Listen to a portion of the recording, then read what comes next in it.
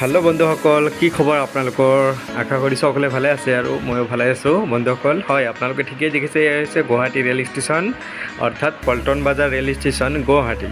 তো বন্ধুসকল, আজি এয়া আপোনালোকে টালি টোপলা দেখি গম পাইছে, আজি ভাইটি ৰফিকুল হুছেইনে যাত্ৰা আৰম্ভ কৰিছে কাৰ্বি আংলঙলৈ। কিয়নো আজি জুন মাহৰ 30 তাৰিখ তেওঁলোকৰ জইনিং আছে, জুলাই মাহৰ 1 তাৰিখৰ পৰা, অৰ্থাৎ পাৰ হৈ গৈছে যদিও তেওঁলোকে বৰ্তমান জইনিং কৰি নলবাৰী এছএৰিয়া কেম্পত ট্ৰেইনিং কৰি আছে।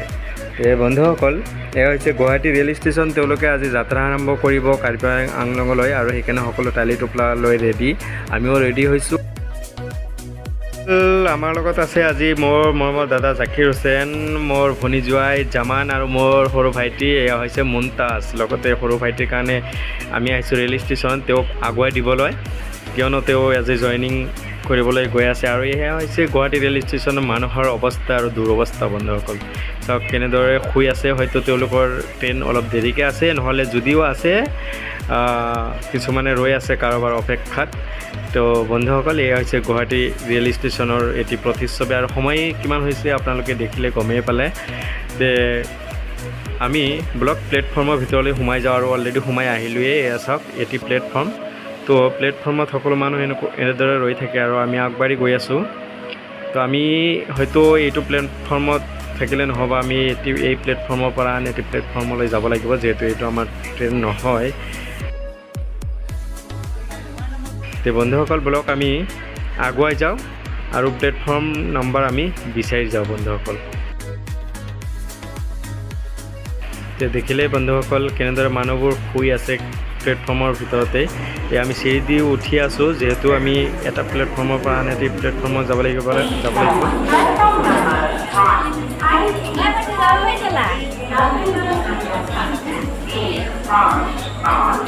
আৰু এইটো ফ্লাইঅভাৰ যিটো থাকে এটি প্লেটফৰ্মৰ পৰা আন এটি প্লেটফৰ্মলৈ যোৱাৰ বাবে এইটো ফ্লাইঅভাৰৰ ওপৰৰ দৃশ্য।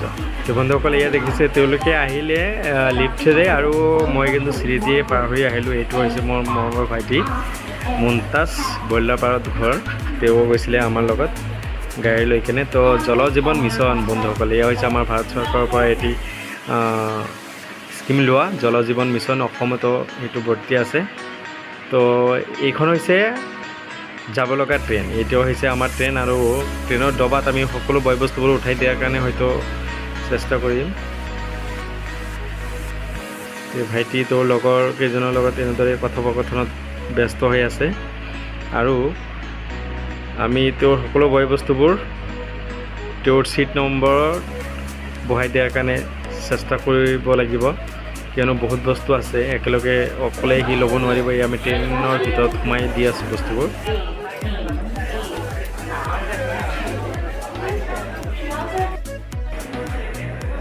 খোৱাৰ কাৰণে কিছুমান বস্তু হয়তো ল'ব লাগিব, যিহেতু ইয়াৰ পৰা বহুত দূৰ কাৰ্বি আংলং। তো কাৰ্বি আংলঙত যোৱাৰ কাৰণে কিছুমান বয় বস্তু, খোৱাৰ বস্তু লৈ লোৱা হ'ল।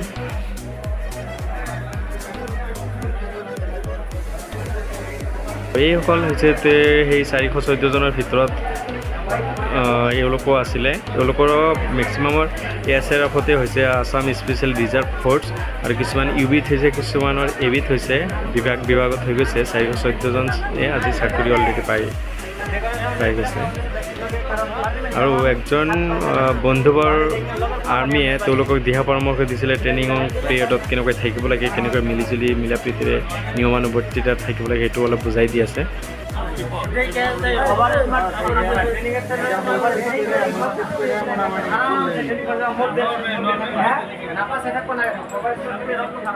তো এয়া হৈছে ট্ৰেইনৰ ভিতৰ ছিটৰ দৃশ্য। একজনে যাই কিনে বহি আছে অলৰেডি, আৰু এইসকলক বুজাই দিয়া হ'ল।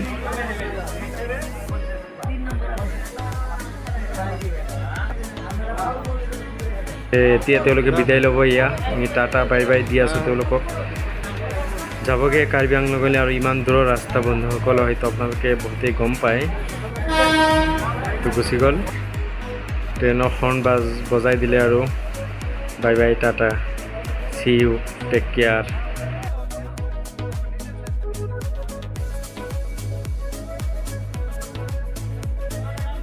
গুচি গ'ল। এতিয়া হয়তো আমিও আৰু উভতিব লাগিব, যিহেতু সময়ত 10টা পাৰ হৈ গৈছে।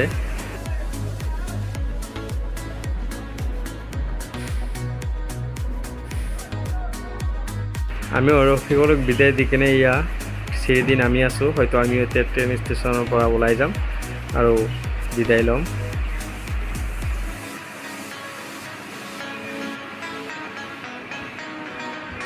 তো ঠিক আছে বন্ধুসকল, ভিডিঅ'টো কেনেকুৱা লাগিলে নিশ্চয় জনাব। তো ধন্যবাদ সম্পূৰ্ণ ভিডিঅ' দেখাৰ বাবে। Thank you so' much. জয় আইকম।